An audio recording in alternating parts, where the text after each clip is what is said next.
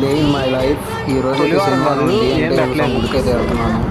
వెంకటేశ్వర స్వామి గుడికి ఎందుకు వెళ్తున్నానంటే ఈ శనివారం నుంచి ఇంకా 5 శనివారాల వరకు తిరునాళ్ళు అయితే జరుగుతుంది.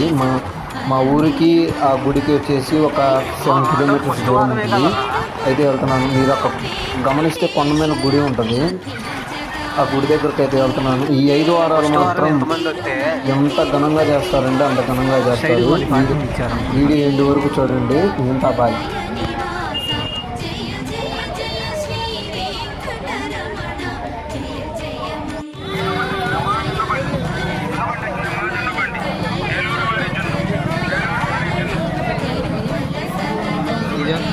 ఈ జనమేంద్ర స్వామి